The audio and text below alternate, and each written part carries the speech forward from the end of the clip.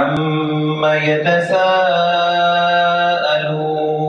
عَنِ النَّبَإِ الْعَظِيمِ الَّذِي هُمْ فِيهِ مُخْتَلِفُونَ كَلَّا سَيَعْلَمُونَ ثُمَّ كَلَّا سَيَعْلَمُونَ أَلَمْ نَجْعَلِ الْأَرْضَ مِهَادًا وَالْجِبَالَ أَوْتَادًا وَخَلَقْنَاكُمْ أَزْوَاجًا وَجَعَلْنَا نَوْمَكُمْ سُبَاتًا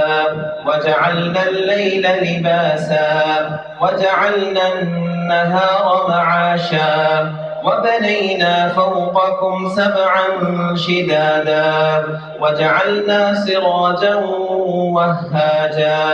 وَأَنزَلْنَا مِنَ الْمُعْصِرَاتِ مَاءً ثَجَّاجًا لِنُخْرِجَ بِهِ حَبًّا وَنَبَاتًا وَجَنَّاتٍ أَلْفَافًا إِنَّ يَوْمَ الْفَصْلِ كَانَ مِيقَاتًا يَوْمَ يُنفَخُ فِي الصُّورِ فَتَأْتُونَ أَفْوَاجًا وَفُتِحَتِ السَّمَاءُ فَكَانَتْ أَبْوَابًا وَسُيِّرَتِ الْجِبَالُ فَكَانَتْ سَرَابًا إِنَّ جَهَنَّمَ كَانَتْ مِرْصَادًا لِلطَّاغِينَ مَآبًا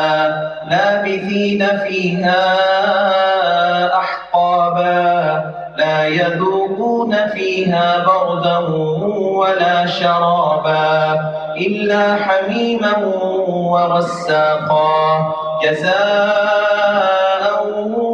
وِفَاقًا إِنَّهُمْ كَانُوا لَا يَرْجُونَ حِسَابًا وَكَذَّبُوا بِآيَاتِنَا كِذَّابًا وَكُلَّ شَيْءٍ أَحْصَيْنَاهُ كِتَابًا فَذُوقُوا فَلَن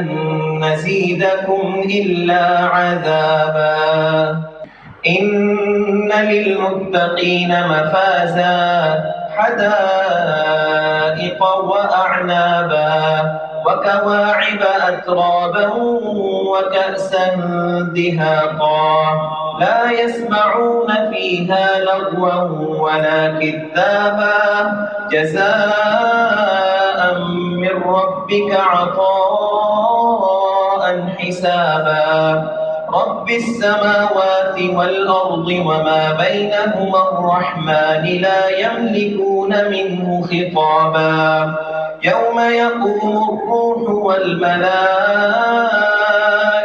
صَفًّا لا يتكلمون إلا من أذن له الرحمن وقال صوابا ذلك اليوم الحق فمن شاء اتخذ إلى ربه مآبا إنا أنذرناكم عذابا قريبا يوم ينظر المرء ما قدمت يداه ويقول الكافر يا ليتني كنت ترابا.